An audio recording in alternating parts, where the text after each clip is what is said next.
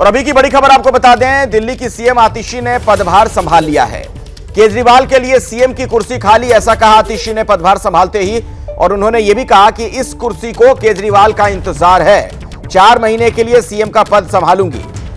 ये देखिए तस्वीर भी सामने आ गई, आप देख रहे हैं एक कुर्सी वहां पर आप देखिए लाल रंग की जो नजर आ रही है वो खाली रखी गई। इस कुर्सी को केजरीवाल का इंतजार, ये कहना आतिशी का। फरवरी में दिल्ली के चुनाव होंगे और तब तक 4 महीने तक आतिशी मुख्यमंत्री तो रहेंगी, लेकिन उनका यह कहना कि इस कुर्सी को केजरीवाल का इंतजार है। जैसा कि खुद अरविंद केजरीवाल ने भी कहा था जब इस्तीफे का वो ऐलान कर रहे थे, उन्होंने कहा था कि ये जनता तय करेगी कि मैं ईमानदार हूं कि भ्रष्टाचारी हूं, और जनता दोबारा मुझे चुनकर जब भेजेगी तब मैं मुख्यमंत्री का पद संभालूंगा। और ऐसे में अब आतिशी को बीच में थोड़े दिनों के लिए, कुछ महीनों के लिए मुख्यमंत्री बनाया गया है। अगर एक बार फिर से आम आदमी पार्टी की सरकार बनती है दिल्ली में तो केजरीवाल ही सीएम होंगे। लेकिन यह बात थोड़ी हैरान भी करती है जिस तरह से वो कुर्सी खाली छोड़ दी गई।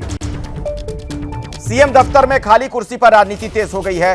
बीजेपी कह रही कि यह चमचागिरी की पराकाष्ठा है, राज्य संविधान से चलते हैं, चमचागिरी से नहीं, यह कहना बीजेपी का। तो मुख्यमंत्री पद पर बैठी जरूर हैं आतिशी, लेकिन खुद को वो कह रही हैं कि मैं भरत हूं। प्रभु श्री राम ने जैसे जब वो वनवास पर गए थे तो राम ने जैसे सरकार चलाई थी, भरत ने जैसे उस वक्त सत्ता चलाने का काम किया था खड़ाऊ रखकर, लगभग वैसी स्थिति में है आतिशी।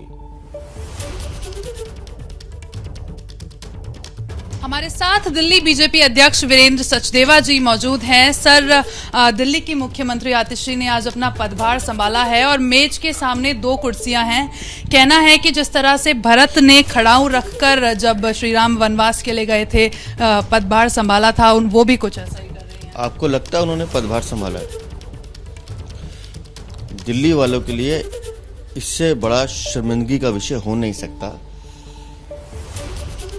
कि जिस दिल्ली वालों को दिल्ली की एक महिला को मुख्यमंत्री बनाया गया, संविधान की वो शपथ लेती हैं, वो संविधान का मजाक बना रही हैं, मुख्यमंत्री पद का मजाक बना रही हैं। देश और राज्य संविधान से चलते हैं, ये चमचागिरी से नहीं चलते, और ये चमचागिरी की पराकाष्ठा है।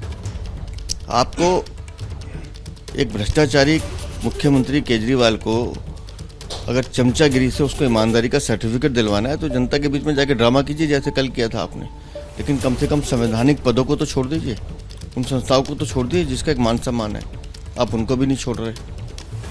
और जहाँ तक खड़ाऊ और भरत की बात है, दिल्ली में बहुत सारी रामलीलाएं होती हैं, लेकिन जब दिल्ली वालों को भ्रष्टाचार की लीला करनी हो तो इन नौटंकीबाजों को बुला के करवा लें, इनसे काम करेंगे उसमें ये काम।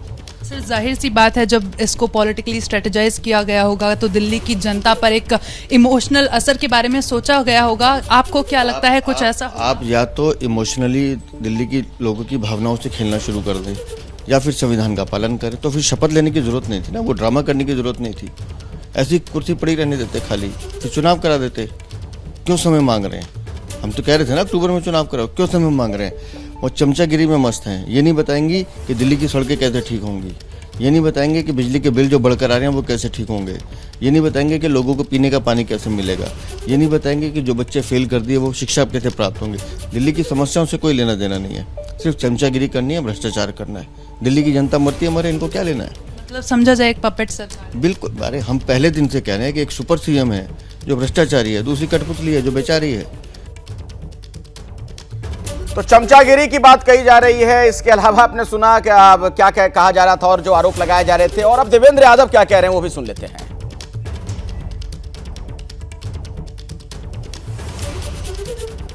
देखिए, मुझे भारी ऑब्जेक्शन है इस बात का कि एक ऐसे व्यक्ति जो भ्रष्टाचार के मामले में जेल रहकर आया है उसको मर्यादा पुरुषोत्तम राम से कंपेयर किया जा रहा है। जहां तक दिल्ली की राजनीति की बात है, आतिशी जी ने आज हद कर दी है, और जो रही सही उम्मीदें लोगों को इस सरकार से थी वो पूरी तरीके से आज कहीं ना कहीं धूमिल होती नजर आ रही है।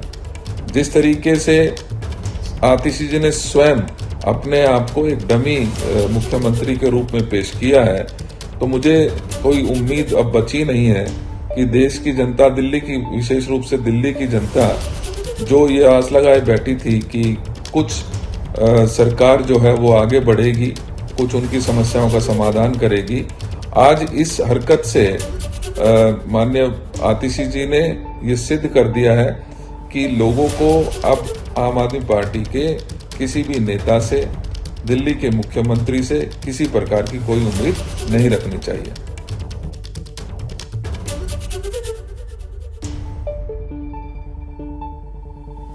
और इस वक्त मेरे साथ दीपक रावत हमारे सहयोगी जुड़ गए हैं, सीधे उन्हीं के पास मैं आपको लिए चलता हूं। और दीपक, देखिए किस तरीके के आरोप लग रहे हैं। बीजेपी के नेता कह रहे हैं कि चमचागिरी की पराकाष्ठा है, और वाकई में देखिए सवाल तो खड़ा होगा।